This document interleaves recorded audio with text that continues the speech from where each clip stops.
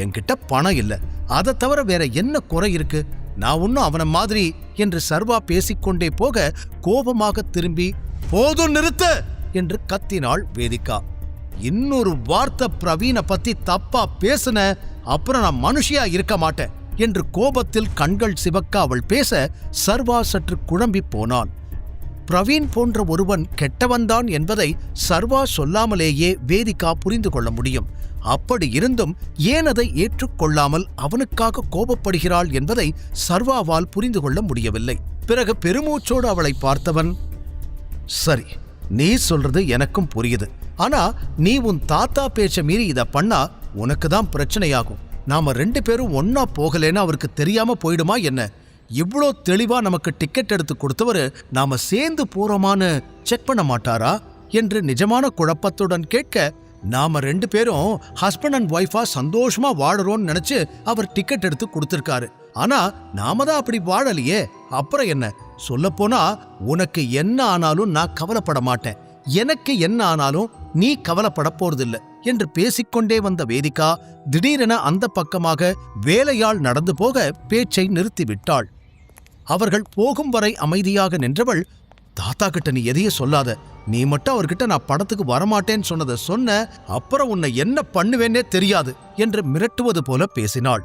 அவளை புருவம் உயர்த்தி பார்த்த சர்வா, நீ மிரட்டுனா நான் பயந்துடுவேன்னு நினைச்சியா என்று அவன் கேட்டதும், ப்ளீஸ் அவர்கிட்ட எதுவும் சொல்லாத, வெளியில போயிட்டு அவர் சொன்ன மாதிரி நைட் லேட்டா வா, எங்க வேணாலும் போ, என்ன வேணாலும் பண்ணு, எங்க வேணாலும் சாப்பிடு, எவ்வளோ செலவானாலும் நான் பாத்துக்கிறேன் என்று இப்போது அவள் இறங்கி வந்திருக்க, இல்ல இது ஒர்க் அவுட் ஆகாது, இந்த ஐடியா எனக்கு பிடிக்கல என்றான் சர்வா மீண்டும் அதே தொனியில். அதில் கையெடுத்து கும்பிட்டவள், சர்வா ப்ளீஸ் இந்த ஒரு வாட்டியாவது நான் சொல்றத கேளு, யார்கிட்டயும் எதுவும் சொல்லாத, நைட் நான் உனக்கு கால் பண்றேன், நீ எங்க இருந்தாலும் நானே வந்து உன்னை பிக்கப் பண்ணிக்கிறேன், அதுக்கப்புறம் நம்ம 2 பேரும் சேர்ந்து வீட்டுக்கு போகலாம், தாத்தாவுக்கு எந்த சந்தேகமும் வராது என்று அவள் திட்டமே போட்டிருக்க, அது பிடிக்கவில்லை என்றாலும் அதற்கு மேல் அவளோடு பேசி சண்டையிட சர்வாவிற்கு விருப்பமில்லை.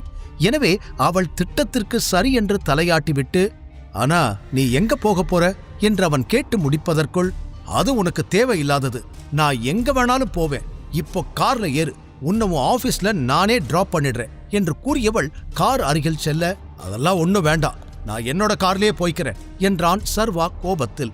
உனக்கு என்ன பைத்தியமா? நாம 2 பேரும் ஒன்னா வெளியே போறோமா இல்லையான்னு தாத்தா உள்ள இருந்து பாப்பாரு, ஒழுங்கா இந்த கார்ல ஏறு என்று அவள் கூறியதும் தான் அப்படி ஒரு விஷயம் இருப்பதே அவனுக்கு ஞாபகம் வர எதுவும் பேசாமல் காரில் ஏறி அமர்ந்தான் சர்வா.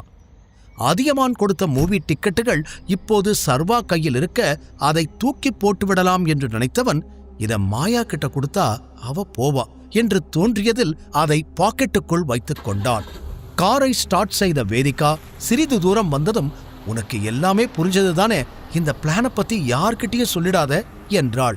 நீ என்னை எந்த அளவுக்கு வெறுக்கிறேன்னு நானே எல்லார்கிட்டயும் போய் சொல்ல முடியுமா? நான் எதையும் சொல்ல மாட்டேன் என்றான் சர்வா எரிச்சலோடு. ஒரு பொண்ணு தனியா இருக்கிற ரூமுக்குள்ள அத்துமீறி நுழைஞ்ச ஒருத்தனை வெறுக்காம வேற என்ன பண்ண முடியும் என்று வேதிகா திருப்பி கேட்டதில், அத்துமீறி நுழைஞ்சேனா?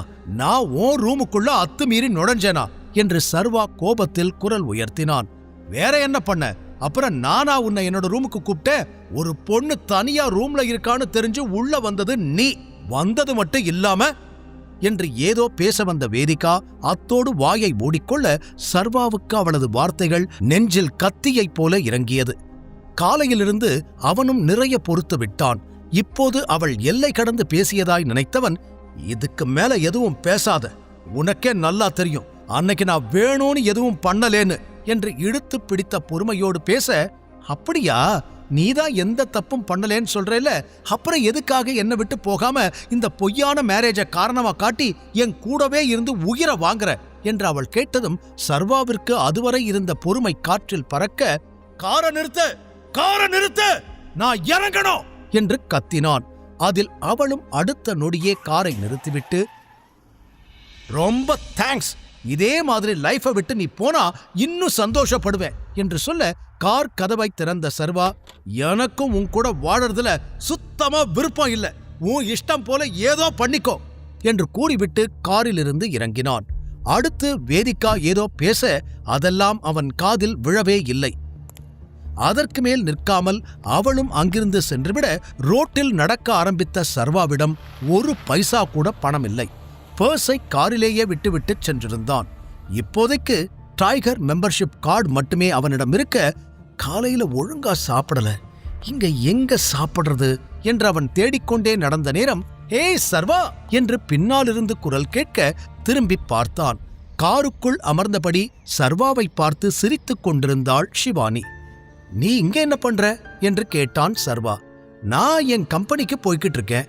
ஓ, உனக்கு கம்பெனி எல்லாம் இருக்கா என்று புருவத்தை உயர்த்தி சர்வா கேட்க, அதில் சிரித்த ஷிவானி, என் கூட வாங்க, நான் உங்களை டிராப் பண்றேன் என்று அவனை அழைக்க, எப்படியும் ஆபீஸ்க்கு சீக்கிரம் போயாகணும், இவளையும் விட்டா போறதுக்கு வேற வழி இல்லை என்று யோசனை செய்தவன் மறுக்காமல் அவள் காரில் ஏறிக்கொண்டான். காரை ஸ்டார்ட் செய்த ஷிவானி, எனக்கு கம்பெனி இருக்குன்னு சொன்னதும் ஏன் ஷாக் ஆனீங்க என்று கேட்க, இல்ல, நீ ஏதாவது ஒரு கம்பெனில வேலை பார்த்துக்கிட்டு இருப்பேன்னு நினைச்சேன், ஆனா சொந்தமா கம்பெனி வச்சிருப்பேன்னு நான் எதிர்பார்க்கல என்று சர்வா சொன்னதும் சிரித்த ஷிவானி, நீங்க ரொம்ப ஃபன்னியா பேசுறீங்க.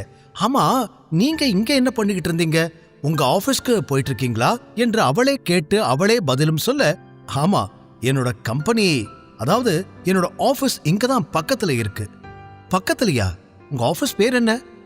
இமேஜிங் செக்யூரிட்டிஸ், அங்க நான் மேனேஜரா இருக்கேன் என்று அவன் கூறியதும், வாவ் நைஸ், ஆனா ஆபீஸ்க்கு போற ஒரு கையில மூவி டிக்கெட்ஸ் இருக்கு என்று அவன் கையில் இருந்த டிக்கெட்டை பார்த்து கொண்டே கேட்டாள் ஷிவானி. பணம் இருக்கிறதா என்று தேடிய போது டிக்கெட் கையில் கிடைத்திருக்க அதை அப்படியே வைத்திருந்தான்.